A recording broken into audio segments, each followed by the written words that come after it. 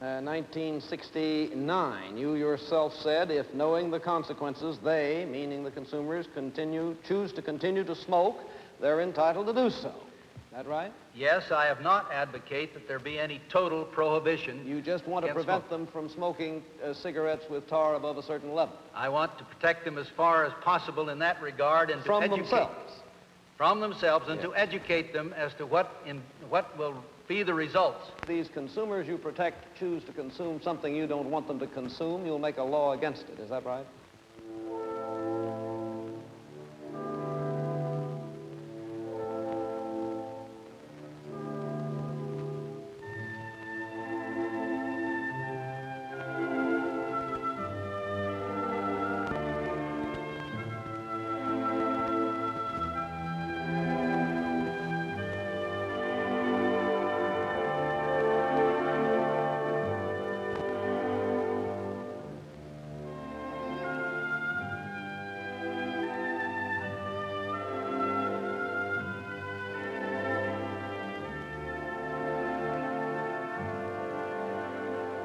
I need you, Myrna. Victor. Myrna. But what about the children? Oh, Myrna, you know that I'm leaving tomorrow. And after that... Oh, I need a cigarette. Yes. I need a cigarette. Yes. Yes. Yes. Yes. Yes. Yes, yes.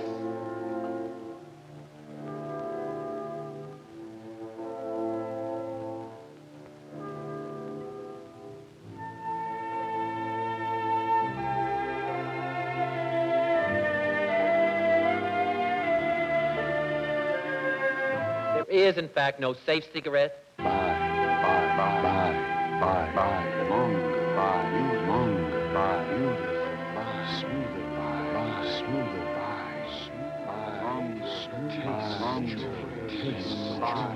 and milder. If the cigarette industry's economic power were as minuscule as that of the marijuana industry, cigarettes would surely be illegal now.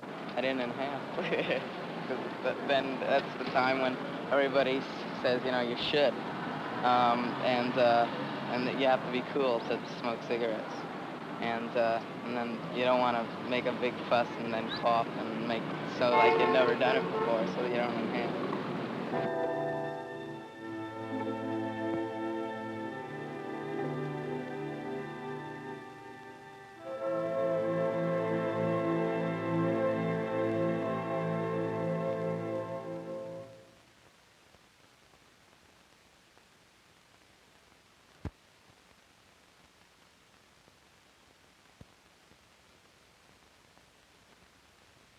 The technician is staining a microscope slide with cigarette smoke. In order to see anything of interest, it's necessary to examine the slide at a magnification of at least 1,000. The rust-colored areas are tobacco tars, and these are bits of unburned leaf. Other slides frequently show pieces of paper and even animal hairs. In many respects, cigarette smoke is rather like highly concentrated smog. They contain certain gases in common, such as carbon monoxide, nitrogen dioxide, and hydrogen cyanide. Additionally, at least 15 substances have been isolated in cigarette smoke that definitely cause cancer in test animals.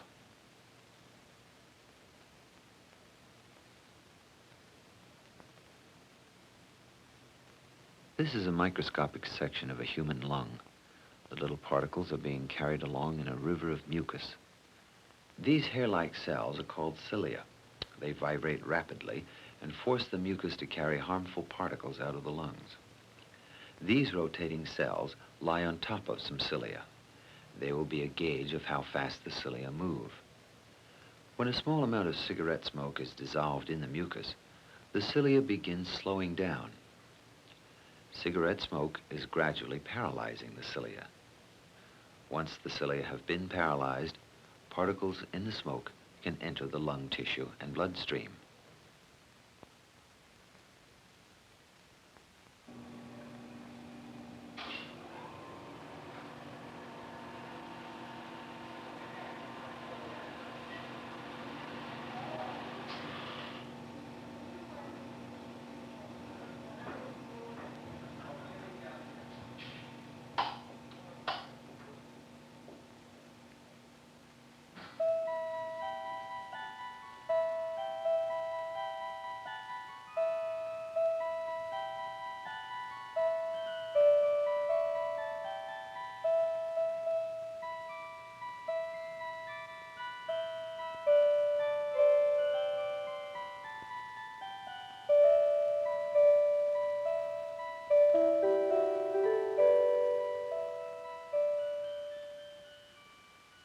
In the Orchard Park labs, nearly 10,000 white mice are treated with tobacco tar every day. The purpose of the experiment is to try to develop strains of tobacco which are less harmful than those being marketed now. It is thought that eventually they may be able to reduce the cancer-causing potential of tobacco by about 20%. Meanwhile, the mice continue developing cancers. These mice have been on experiment for about 10 months. They've developed a number of tumors. Usually the tumors start out as relatively small, benign lesions. Some of them, however, become large, malignant cancers that will eventually go on to kill the mouse. Now, as long as the tumor is growing only on the skin, it doesn't cause the mouse any particular distress, but when the tumor begins to spread into other organs, ultimately the mouse will die. In this mouse, you see a small tumor, which is benign at this point, and a large cancer. Now, these tumors are produced in about 25% of all of the mice that we place on experiment with cigarette smoke. This cell is cancerous. It is dividing into 3 parts rather than 2 at far too rapid a rate. It's this sort of uncontrolled division that results in tumors on the mice. We are presently in somewhat of an epidemic of lung cancer. In 1914, just 371 people died of the disease. Then, during the First World War, the Army began giving free cigarettes to the soldiers. The habit quickly caught on, and by 1970, some 60,000 people were dying annually from lung cancer.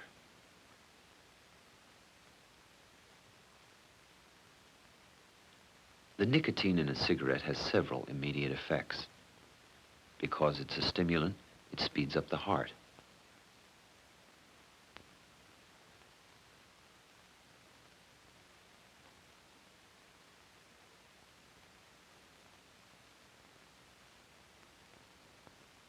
One cigarette can speed up the heart by as much as 21 beats per minute. At the same time, the blood vessels are growing smaller. They are constricting. This makes the work of the heart more difficult. Meanwhile, inside the lungs, cigarette smoke is causing the tiny air sacs to disintegrate. The air sacs are surrounded by blood vessels, and as they disintegrate, the heart must work harder still to circulate blood through what remains of the lungs. A number of years ago, we studied coronary artery disease in relationship to cigarette smoking. Coronary artery disease is a hardening of the arteries. In the normal human being who does not have coronary artery disease, his coronary arteries are wide and there are no plaques or yellow streaks along the vessel wall. However, when he does develop coronary arteriosclerosis, there are yellow streaks along the entire course, and along with those yellow streaks, there are deposits of calcium. We found that severe coronary artery disease was 3 times as frequent in the heavy cigarette smoker as in the non-smoker. It may be interesting to see how some of the medical evidence is collected relative to cigarette smoking and disease. This is a human lung, one of thousands studied at the Veterans Hospital in East Orange, New Jersey. The purpose of these experiments is to study the association of smoking and emphysema, which is a slow disintegration of the lungs. Evidently, there is a causal relationship between emphysema and some substances in tobacco smoke. Lungs from people who died of all causes are examined in this research lab. They have found that about 1 out of every 4 lungs has signs of emphysema. After the lungs have been sliced and evaluated, they are compared with the medical records of the person. It is no surprise that the vast majority of emphysema victims were smokers. Well, we have here a graded and laminated sections of lung slices. And here you can see a normal lung slice with the parenchyma intact and the air sacs are not destroyed. And here you see a smoker's lung slice with the air sacs completely destroyed They're actually holes. You can see right through them. Could you tell me how frequent is this condition? Well, this study here, this room, contains 8,000 slices, approximately 8,000 slices, and which represents about 2,000 patients. And you can pick any one of these books out, any one at random, and you can thumb through it, and you'd see many pages of slices with emphysema. You just thumb through all these books. And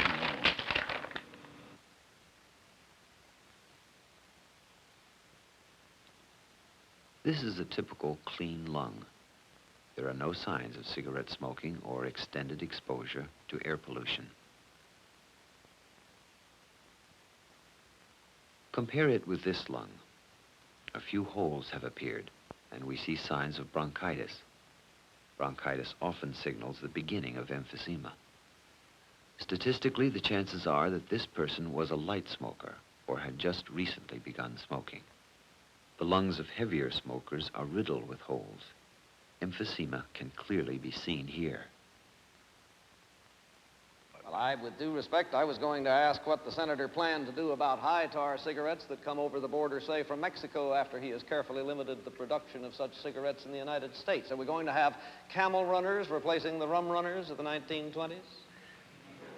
Now, come on, this is a practical and a serious problem. You know that very certainly well. it's practical. Well, what are you going to do about it? Why do you want to make it humorous by talking about camel runners? Let's make it just as serious as you want to make it and answer. No, you answer that one, Senator. I will not answer answer that until I've got a chance to answer your first question on Mexico. Go ahead. Any product coming into this country can be required to conform to any standard that we set in this country. So you're going to have bootleggers? Will you let me answer the question? If we set a standard for our own tobacco industry, certainly we will set it for all import. Back to prohibition. Right? I don't know. This may get to some people, but I feel that all smokers are weak in character, that they're using... I'm sorry, I know. That seems mean. But I don't know. I don't know of anybody that smokes that I could call strong. I don't know. It seems like they're using it to escape in some way or another. When you picked up the cigarette, right, all of a sudden you started acting, here I am, Mr. Big Shot, Mr. Cool. Yet when you didn't have a cigarette in your hand... I'd put it down and act, Mr. Big Shot, Mr. Cool. Well, you could fake it too, Dave. But, I mean, actually there was a noticeable difference in your personality. You just started acting, well, you know, here I am, Joe Cool, you know. You want me to put it out and act Joe Cool? No, but still. I mean, it's giving you the big step. Yeah. That's what you say. I say you guys have a crutch that you don't smoke, and that's why you're all Big Shot, Mr. Cool. How's that? Why? Because we can stand on our own 2 feet. I can stand on my own 2 our feet. own problems without holding a cigarette? Yeah. It helps me get my mind off whatever my problem is. Why can't you do something else more constructive instead Like of what? doing that? Like what? What does that do? Chew gum and rot your You teeth. can do something with your own hands. Drink? I like be merry. That's what I was doing. No, I was doing but- something with my hand. What happens if I like it? What's wrong with that? Well, what about your friends? I mean, would they influence you at all? I mean, if they couldn't stand smoking, would you stop at all? Maybe around them, just so I wouldn't lose friends, but... You want to be someone and be known, kind of. And like cigarettes become the way. And like you think you can be Mr. Big smoking a cigarette. And like you hear about it usually in 7th grade. And then 8th and 9th, the pressure comes on. And you kind of decide. And usually around senior high, you kind of grow up and see that they're no good. And the people that are smokers have just, their lungs are just filled with holes. It doesn't take much intelligence to, you know, to say, well... Do they ever show any people up there that don't smoke that have holes in their lungs? How do you know that there are people that don't smoke that have lots of holes in their lungs? Yeah, that's true.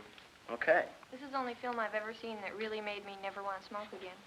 Because I never knew anything about, like, those lung slices and everything, and that, you know, that's really shocking. Well, It's only gruesome facts. That's what gets people, you know. And seeing those mice, too. Seeing the mice with the cancerous tumors on them, and you're just sitting there going, that could be me, you know? To see it, you don't like it, but, you know, as long as you don't have to see it. This is the first really gross movie I've ever seen. You know, they show this little heart going, pumping away, and There's a lot of people you show that to, and they lead it wrong, you know. They showed the evidence. Lots of times you just hear the... They always talk about like the holes in your lungs and everything, but you know, I've never seen them before. And they use big terms. I completely disagree with you. I think, you know, like if a guy has cigarette smoke on his breath, it smells good. I like it. I like, you know, if I go into the bathroom, you know, if you go into the bathroom, girls' bathroom,